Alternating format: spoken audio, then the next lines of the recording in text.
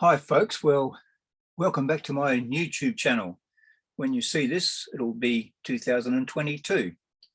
I'm intending to, and this is the first of a series of videos I'm doing on cricket. That great sport that is played all around the world, and particularly between Australia and England originally, and lots of other countries have come on board now and play what they call Test cricket and other forms of cricket. And for many years, since I was about 12, I've been attending the Adelaide Oval to watch cricket matches. And for many years later on, when I became a photographer, I would go there to watch the games and take photos mainly during the Test matches, and sometimes between the matches between the different states in Australia, and one-day games and 2020 games they're called. Anyway, I'm going to do a series on cricket, but this one here is just a walkthrough of the changes that have happened to the Adelaide Oval, which is an iconic oval in Australia, in world cricket. Really, it's considered by many people as one of the best cricket ovals in the world. So I'm going to share some photographs that I've taken over the years, in particular of Adelaide Oval, of different games, and you'll see what the oval looked like a few years back, and then the gradual changes that have come in with the different stands that have been built. They also play AFL football there these days as well, and they used to in the old time too. They used to play SANFL, South Australian National Football League games there. I have actually played football myself on the main Adelaide Oval. Never played cricket on it, but I also played cricket on the Adelaide Oval number 2, which you'll see in some of these shots, which is behind the main oval. And I've played there in the past as well and enjoyed playing there. So here we go. I'm going to just click on sharing here now with this and try and show you some of these shots. So we're doing share. We're going to get up here. I'm going to bring this up.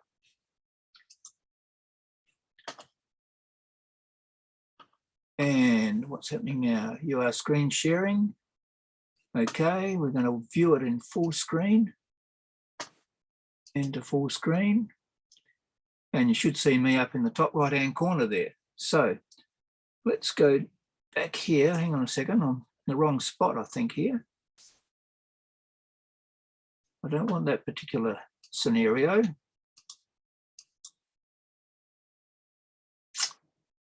I want the Adelaide Oval shots, which is not what these are. Let me just get back over here again.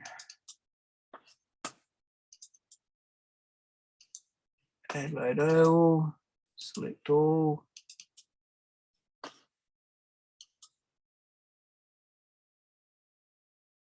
Now, this is where I want to be. Okay, so here we have a panoramic view I took inside the one of the chapel stands, which don't exist anymore. And I stitched that one together. There's a little bit of smudgy bits in the middle there where I was trying to get rid of some black lines that were coming down from the top there. But that gives you a panoramic view from those chapel stands. Over on the right there is the fig trees, and just out of view is the famous scoreboard. Now, this is going back before they built a lot of the modern stands that they have there now. And this is a series between Australia and South Africa. And you can see how people used to watch on that mound up there. That mound doesn't exist anymore. It's all grandstands up through there now, but people used to put their own little tents and things up to watch the game. In fact, my old club, West Torrens Cricket Club, had their own little spot up there underneath those canvas awnings. Glenn McGrath bowling. Shane Warner peeling, the famous spin bowler. More of Glenn McGrath. A wider view showing the old Sir Donald Bradman stand there, which was a relatively new stand when this was made. When I was a kid, there was a different stand there. I think it might have been the John Creswell stand there. And then around to the right, the George Giffen stand. And the Sir Edwin Smith stand, I think. So this is the city of Adelaide in the background there. This is during the same game. And that was a warm-up before the game, I think, of the Australian players warming up. And then there's the pitch report.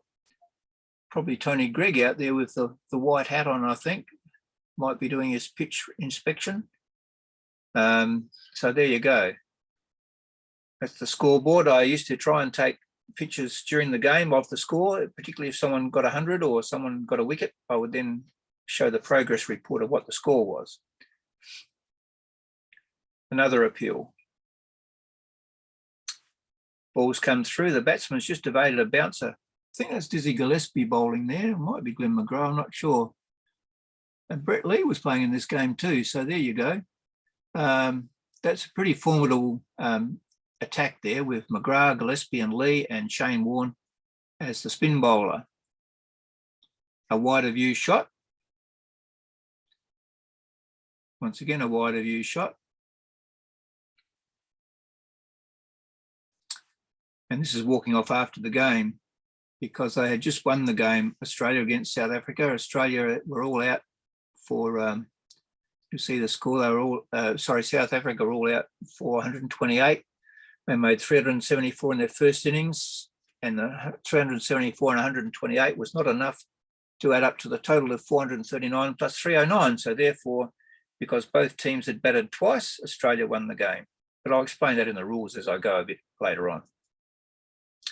Now, this is coming to a later game where it shows you the new stands that were built down the left-hand side there. There's a small stand just next to the Donald Bradman stand.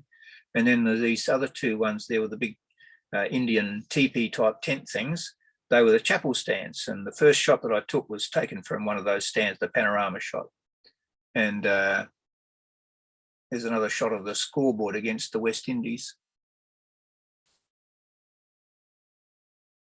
And construction was going underway at the time of the new stands that are replaced it now alongside the Sir Donald Bradman stand. And you'll see some shots of all of these stands being made. Those stands there now, like that, don't exist anymore. They were there for only a few years, not very long actually, as were the chapel stands. They were quite a pleasant place to watch the cricket from though. And this was a temporary structure that they had there for a while as well. That's long gone. The famous mound in front of the scoreboard is still there. And over many years, lots of people would go up to the bar there, where it says West End underneath the scoreboard, and buy their beers and get quite boisterous by the end of the day. The other side of those red flags is where they're allowed to drink. This side they weren't. That scoreboard is totally manual. And the guys are up in there and it's very hot on a hot day apparently, and they have done documentaries about how that scoreboard works. A wider view, closer view playing against the West Indies with their characteristic maroon caps on there.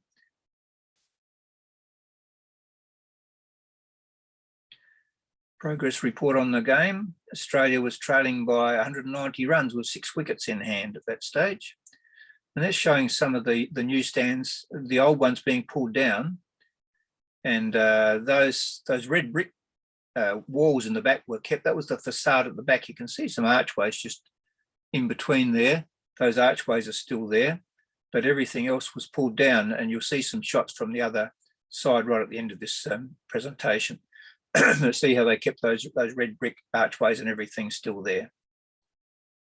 Some of the construction gives you a bit more wider view of what was going on. So a lot of games were played when all these things were being constructed. That was taken from inside the chapel stand where I took the opening panorama. I used a variety of cameras over the years. I'm going to put some links underneath to where I've written about some of these cricket games on my blog, so you can have a look at some still photos from some of these games as well. Drinks break.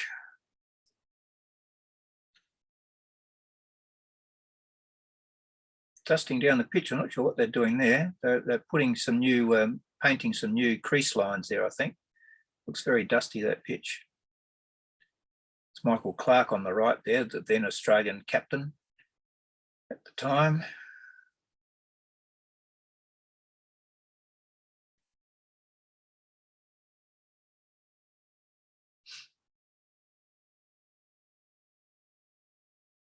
Andrew Sincock, I think, was that guy. This is at a local district A-grade grand final at the Adelaide Oval #2 ground. And as I said, Andrew Sincock was a bowler for South Australia. I think he was a pace bowler. That's him with a white cap on watching that game. He was well and truly retired at that stage. So this is at the back of the Adelaide Oval, a ground which I played on. in a C-grade premiership in district cricket there, actually, and we won the game. On this particular day, Wes Thomas was an opening batsman for West Torrens, and he scored a century, and they won the game. Now that's looking towards the Adelaide Oval as it was then, before they built the new stands. You can see that all the red brick and the archways there. Well, they left all that there, but they built the other stands up in front of them. Another shot there. Now, this is a game against India. Indian flag. The Test cricket, of course, is very popular in India. Mitchell Johnson, the feared fast bowler for Australia. He's retired now. Pigeon looking on at the cricket. I was up fairly high watching the cricket from up there, and this pigeon come and sat next to me. I think that's Mitchell Johnson there signing an autographed bat for a young girl there. See how high up those people are up the top there. I've sat up there, and when you're up there, you feel like you're looking at the ground from the vantage point of a drone.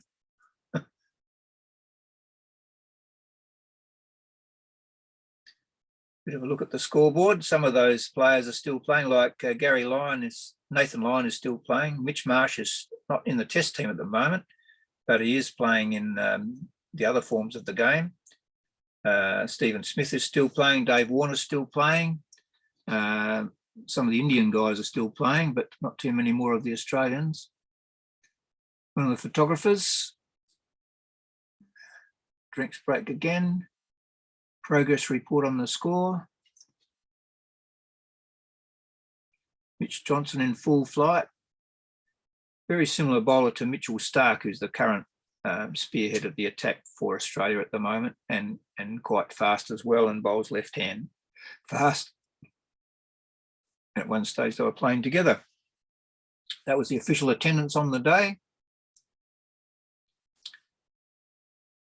Mitch Johnson coming in from the other end, and the guy taking evasive action to avoid that. Now this is showing the construction now of the new stands on the left-hand side that replaced the chapel stands. I've got a big sight screen built up the back there. You can see all the work that was being done.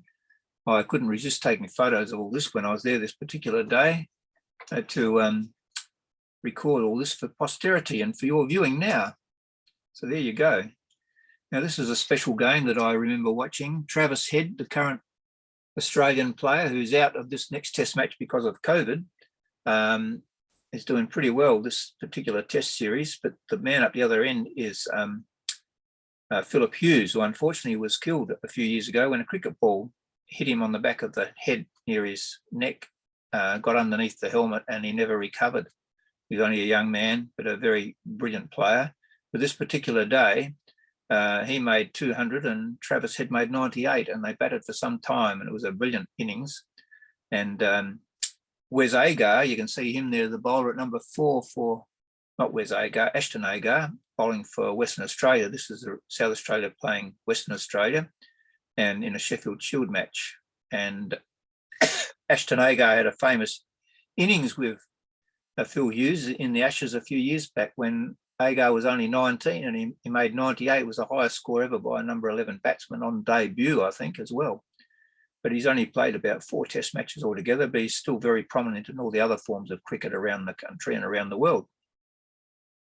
Look at the workmen up there. It's very high up. And they take people on walks around the top of that roof now during the games. And you're all sort of roped in, of course, so you don't fall off. But a lot of people do that. Shows you how much work went into the construction.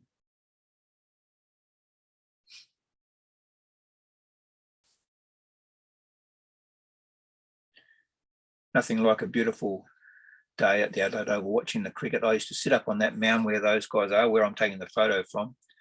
And I'd sit there with my meat pie, the newspaper, transistor radio plugged into my ears, and with my camera and a bottle of Coke.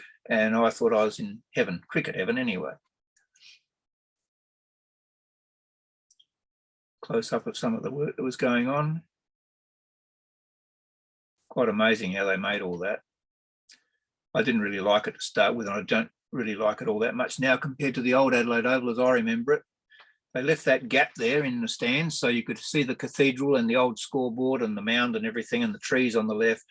They preserved that to give you some idea of what the original ground was like, which in my opinion was a lot more pleasing on the eye, although it is a very spectacular place to watch cricket and football. They play AFL football there now. There's some workers having a bit of a break there, some working and some having a coffee break. There you are. You see Hughes on 199, head on 76. And he just made his century there. So he must have hit a 4 to go to 203 from 199. And that shows how he got to 204. And he was batting against Ashton Agar. He must have hit those runs off of Agar there because he was bowling at the time. And there he is, he's out. I think he was run out. Only a young man when he died, unfortunately. In his 20s, I think. Made a lot of runs for Australia. Had a very promising career. Very sad occasion. Remembered fondly by all who knew him. And he was run out, it says there.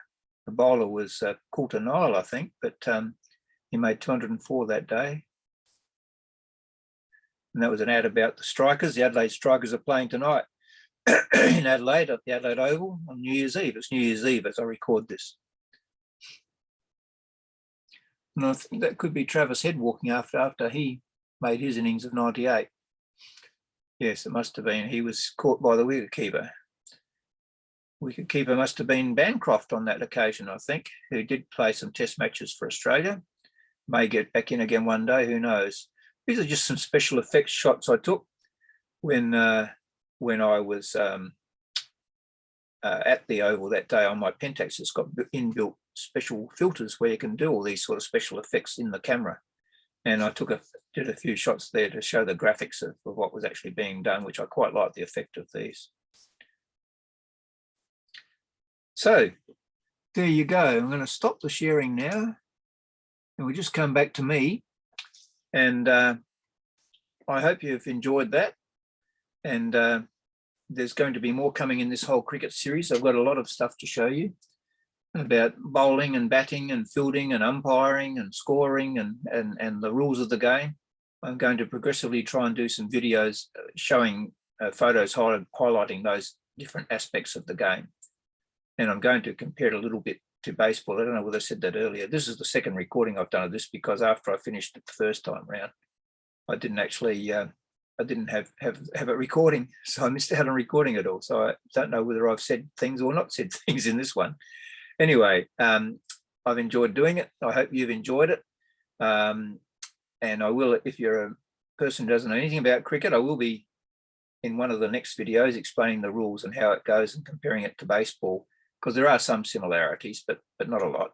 But as to how you score and batsmen, and instead of pitchers like you have in baseball, you have bowlers in cricket. So there you go. Thanks for watching, and I'll see you during this year as it unfolds. Like if you like, subscribe if you wish, and I'll see you next time. Now I've got to work out how to turn this thing off and stop recording. Let's have a look and see. Think of I say end.